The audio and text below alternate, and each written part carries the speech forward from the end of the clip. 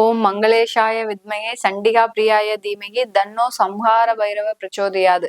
Next gen astro நேயர்களுக்கு astro பூர்ணாவின் அன்பான வணக்கங்கள். இன்னைக்கு நாம இந்த புத்தாண்டு பலன்கள் 2025 உண்டான அந்த புத்தாண்டு பலன்களை ஒவ்வொரு ராசி அன்பர்களுக்கும் எந்த மாதிரியான ஒரு பலன்கள் கிடைக்க போகுது, கோச்சார நிலவரப்படிதான் நம்ம பலன்கள் சொல்ல போறோம். திருக்கணிதப்படி இந்த பலன்களை கணிச்சு சொல்லியிருக்கிறேன். இந்த பலன்கள் மூலமாக எல்லா ராசி அன்பர்களுக்கும் இந்த 2025 எப்படி இருக்க போது, இது நாள் வரைக்கும் ஏற்பட்ட மாற்றங்கள், இனிமேல் இந்த 2025 ஏற்படக்கூடிய ஒரு மாற்றங்கள், அடுத்து பாத்தீங்கன்னா நீங்க என்ன செஞ்சீங்கன்னா சில பிரச்சனைகள்ல இருந்து நீங்க வெளியே வரலாம் அப்படின்றத நான் இந்த பதிவுல தெளிவா சொல்லியிருப்பேன். அதனால கடைசி வரைக்கும் ஸ்கிப் பண்ணாம பாருங்க. இந்த சேனல்ல முதன்முறையா பாக்குறீங்கன்னா சப்ஸ்கிரைப் பண்ணிக்கோங்க. பெல் பட்டன்ல ஆல் ஆப்ஷன் சூஸ் பண்ணீங்கன்னா உங்களுக்கு என்னுடைய அடுத்தடுத்த பதிவுகள் நோட்டிபிகேஷனா வந்துட்டு இருக்கும். இந்த பதிவு உங்களுக்கு ரொம்ப பிடிச்சிருந்ததுன்னா உங்களுடைய ஃப்ரெண்ட்ஸ் ரிலேட்டிவ்ஸ்க்கு ஷேர் பண்ணுங்க. அவங்களும் 2025 ஒரு நியூ இயர்ல எல்லாருக்குமே ஒரு ஆவல் இருக்கும். நமக்கு 2025 எந்த மாதிரியா இருக்க போகுது, என்ன மாதிரியான வளர்ச்சியை நம்ம பெற போறோம் இப்படின்ற மாதிரியான ஒரு எண்ணங்கள் எல்லோருக்குமே இருந்துட்டு இருக்கும். அவர்களுக்கு ஜோதிடம் பிடிச்சிருந்தாலும் சரி பிடிக்காட்டிலும் சரி எல்லோருக்குமே ஒரு மனதுல ஒரு ஆர்வம் இருக்கும். அதனால உங்களுக்கு தெரிஞ்ச நண்பர்களுக்கு உறவினர்களுக்கு ஷேர் பண்ணுங்க, அவங்களும் பார்த்து பயன்பெறட்டும். சிம்ம ராசி அன்பர்களுக்கு உங்களுடைய ராசியிலேயே அந்த கேது பகவான் பெயர்ச்சியாகி வர்றாரு. கிட்டத்தட்ட 1.5 வருடங்கள் உங்களுடைய ராசியில இருக்க போறாரு. இந்த பக்கம் பாத்தீங்கன்னா சனி அஷ்டம சனியாக பெயர்ச்சி ஆகிறார். அதனால இந்த சிம்ம ராசி அன்பர்களுக்கு இந்த 2025 சில பிரச்சனைகள் வந்தாலும் பெரிய அளவுக்கு பாதிக்கப்பட மாட்டீங்க. உங்களுடைய எண்ணங்கள் சார்ந்த பலன்கள் தான் நாங்க இப்ப சொல்லிட்டு இருக்கிறது. ராசியோட பலன்னா பாத்தீங்கன்னா சிந்தனை சார்ந்த பலன்கள். உங்களுடைய சிந்தனை என்னவா இருக்கும் இந்த 2025 ஏதாவது ஒரு தொழில் செஞ்சிட்டு இருக்கிறீங்க, அதுல கடன் வாங்கியிருக்கிறீங்க அப்படின்னா அந்த கடனே பாத்தீங்கன்னா உங்களை ரொம்ப பயமுறுத்திக்கிட்டே இருக்கும்.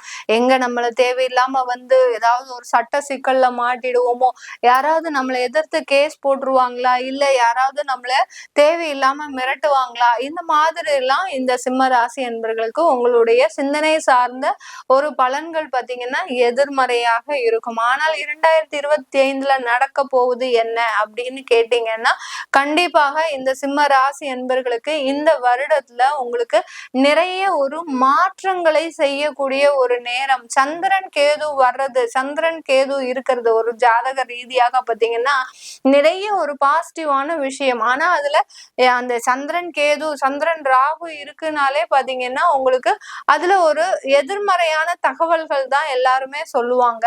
ஆனால் இந்த ஒரு பாயிண்ட் இருக்கக்கூடிய அந்த ஜாதகருக்கு பாத்தீங்கன்னா அவங்க நிறைய திங்க் பண்ணுவாங்க. ஒரு விஷயத்துக்கு 10 விதமாக ஒரு சிந்தனை செய்து அதுல ஒரு நல்ல முடிவை எடுத்து அதுல ஒரு தீர்க்கமா ஆராய்ந்து செய்யக்கூடிய ஒரு நேரமும் இருக்கும். அந்த மாதிரிதான் இந்த சிம்ம ராசி என்பவர்களுக்கு இந்த வருடம் பாத்தீங்கன்னா சில விஷயங்கள்ல நிறைய ஒரு முடிவு எடுக்கக்கூடிய ஒரு தருணம். தொழில் சார்ந்து சரி, அதுக்கப்புறம் வேலை வாய்ப்பு சம்பந்தமாகவும் சரி, வேலை வாய்ப்புல எல்லாம் பாத்தீங்கன்னா சிம்மராசி அன்பர்கள் மாதிரி யாருமே கஷ்டப்பட மாட்டாங்கங்க. அந்த அளவிற்கு வேலையில ஒரு கொத்தடிமையாக வேலை செய்வர்கள்னா இந்த சிம்மராசி அன்பர்கள் மட்டுமே தான். வெளியில பேரு தான் எங்களுக்கு சிம்ம ராசி, ஆனா பாத்தீங்கன்னா எங்களுக்கு ஒரு ஒரு கேவலமான ஒரு அசிங்கமான வாழ்க்கை எங்க கிட்டதான் இருக்கு. அந்த அளவிற்கு நாங்க ஒரு அடிமைகளாக வேலை செய்யக்கூடிய இடத்துல ட்ரீட் பண்ணப்படுறோம். அதே இது பெரிய பெரிய கார்பரேட் கம்பெனில எல்லாம் வேலை பார்க்குற அந்த சிம்மராசி அன்பர்களை எடுத்துட்டீங்கன்னா வருமானம் என்னமோ கை நிறைய தர்ற மாதிரி இருக்கும். ஆனா அந்த வருகின்ற வருமானமே பாத்தீங்கன்னா இவர்களுடைய மருத்துவ செலவுக்கு தான் முக்கியமா போகுது. அந்த அளவிற்கு இவர்களுக்கு மருத்துவ செலவுகள் அதிகமாக கூடிய ஒரு நேரமாக தான் இருந்திருக்கு. கடந்த வருடத்துல எல்லாம் பாத்தீங்கன்னா ஏதோ ஒரு பேக் பெயின், அடுத்து பாத்தீங்கன்னா கழுத்து வலிகள், அடுத்து பாத்தீங்கன்னா தலைவலி சார்ந்த அந்த என்ன சொல்றது ஒற்றை தலைவலின்னு சொல்லக்கூடிய சில விஷயங்கள்லாம் இந்த சிம்ம ராசி அன்பர்களுக்கு இருக்கும். ஏன் அது அதிகமா இருக்கு அப்படின்னு கேட்டீங்கன்னா இந்த சிம்ம ராசிக்கு அதிபதியே சூரியன் தான். சூரியன்னு பாத்தீங்கன்னா அந்த தலைவலி பிரச்சனை எல்லாம் நிறைய கொடுத்துரும். அதுவும் இந்த 2025 அதற்குண்டான ஒரு மருத்துவ ஆலோசனை எல்லாம் எல்லாம் நீங்க கண்டிப்பா பெறக்கூடிய ஒரு நேரமாக இருக்கும். உங்களுக்கு ஏற்கனவே உடல் நலன்ல சில பாதிப்புகள் இருக்குதுன்னா இந்த சிம்ம ராசி அன்பர்கள் இந்த வருடத்துல உங்களுக்கு மருத்துவ ஆலோசனை நிறைய எடுத்துக்கோங்க. சில பேருக்கு பாத்தீங்கன்னா உங்களுடைய தசாபுத்தி இதே சரியில்லை அப்படின்னா வீட்டுல ஒரு சின்ன அளவுல ஒரு பூஜை மாதிரி பண்ணிக்கோங்க. அதாவது சில விஷயங்களை நம்ம நெகட்டிவ் எதிர்மறையான எண்ணங்களை நம்ம களையறதுக்கு பாத்தீங்கன்னா அங்க ஒரு ஹோமம் மாதிரியோ அடுத்து பாத்தீங்கன்னா பூஜை மாதிரியோ பண்ணணும்னா கண்டிப்பா அதுல ஒரு நிறைய விஷயங்கள் நம்மளுக்கு ஒரு பாசிட்டிவா மாறக்கூடிய ஒரு சில நேரமாக இருக்கும். ஒருத்தருக்கு இப்ப 8ஆம் அதிபதி திசையே நடக்குது அப்படின்னா அங்க ஒரு ஆயுஷ் ஹோமம் பண்றது நல்லது. அடுத்து பாத்தீங்கன்னா அங்க ஒரு சத்ரு சம்ஹார ஹோமம் பண்றது நல்லது. இந்த மாதிரியாக அந்த எதிர்வினையை அழிக்கக்கூடிய சில பூஜை முறைகளை நம்ம வீட்டுல இந்த டயத்துல நம்ம கடைபிடிக்கணும். கடைபிடிச்சிட்டோம்னா நம்மளுக்கு பெரிய அளவுக்கு பாதிப்பே இருக்காது. இந்த 2025 இந்த 2025 மன ரீதியாக சிந்தனை ரீதியாக உங்களுக்கு எதிர்மறை ஆற்றல் இருக்கிறதுனால இந்த சிம்மராசி அன்பர்கள் நீங்க செய்யக்கூடிய சில வேலைகள் என்ன அப்படின்னீங்க ரொம்ப கண்டினியூஸா சனிக்கிழமை ஆஞ்சநேயருக்கு வெத்தலை மாலை போடுங்க.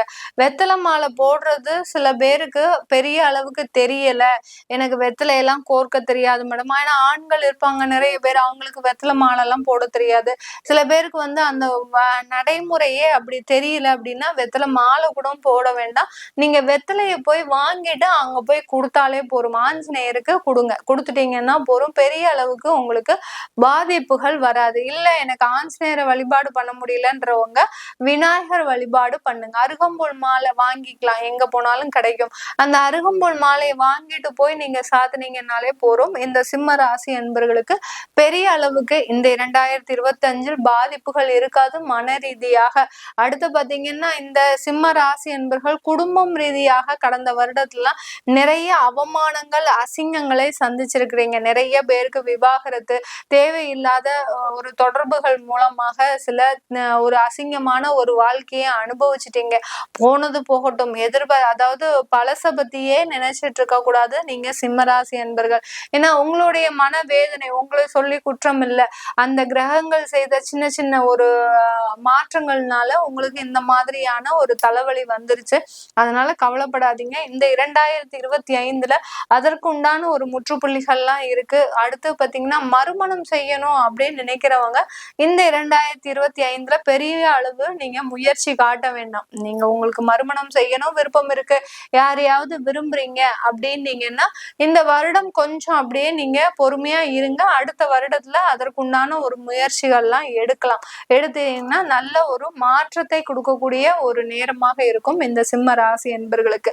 சிம்ம ராசி என்பர்கள் வெளிநாட்டுல இருக்கிறீங்க அப்படின்னா இந்த அஷ்டம சனியும் ராசியிலேயே கேது வர்றதும் பெரிய அளவுக்கு பாதிப்பை கொடுக்காது. அதனால அங்க இருந்து இங்க வரணும்னு நினைக்கிறவங்க வர வேண்டாம், அங்கேயே இருந்துக்கோங்க. விசாவை எப்படி எக்ஸ்டெண்ட் பண்ண முடியுமோ அதற்குண்டான ஒரு முயற்சிகள்லாம் செய்யுங்க. மேடம் எனக்கு அதுக்கெல்லாம் வாய்ப்பே இல்லை, நான் வந்தே தீரணும், எனக்கு இந்த மார்ச் மாசத்தோட என்னுடைய விசா முடியுது, எனக்கு இங்க வேலையும் கிடைக்க மாட்டேங்குது அப்படின்னு நினைக்கிறவங்க தயவு செய்து உங்க ஜாதகத்தை அனுப்புங்க.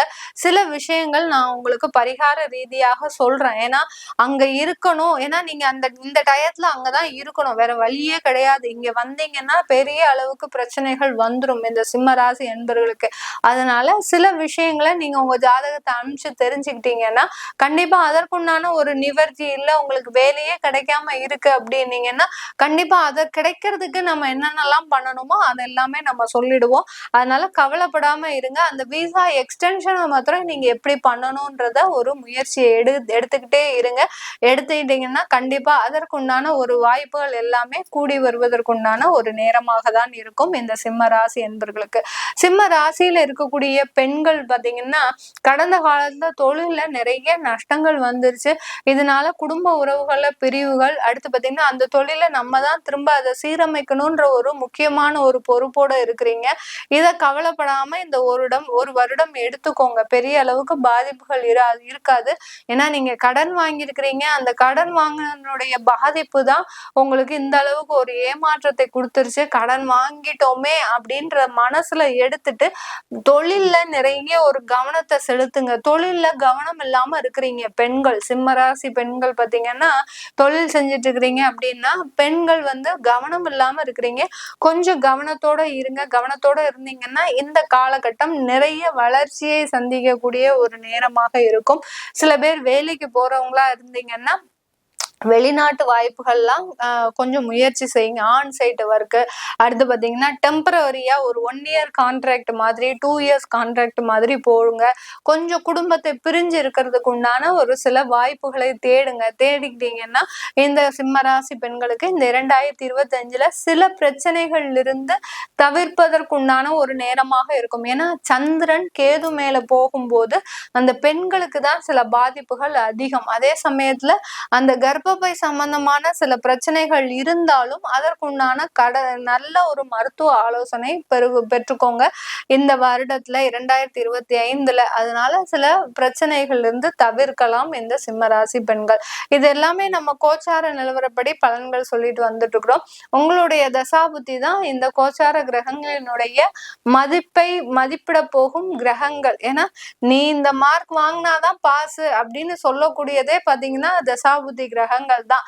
இந்த கோச்சார கிரகங்கள் என்ன சுத்தி வளைச்சு உங்களுக்கு பலனை கொடுத்தாலும் அந்த கிரகங்கள் அந்த தசாபுத்தி பேச்ச கேட்கணும். பேச்ச கேட்கலன்னா அவங்களுக்கு முழு மதிப்பே கிடையாது. அதனால அந்த தசாபுத்தி பலன்களினுடைய கிரகங்களினுடைய பலன்களை தெரிஞ்சுக்கணும் விருப்பப்படுறவங்க, உங்களுடைய குழந்தைகளுக்கு ஜாதகம் எழுதணும் அப்படின்னு விருப்பப்படுறவங்க கீழே இருக்கிற நம்பருக்கு வாட்ஸ்அப்ல அப்பாயின்மெண்ட் வாங்கிக்கிட்டு நீங்க என்கிட்ட கன்சல்ட் பண்ணிக்கலாம். உங்களிடமிருந்து விடைபெறுவது உங்கள் ஆஸ்ட்ரோ பூர்ணா. எல்லோருக்கும் இனிய புத்தாண்டு நல்வாழ்த்துக்கள்.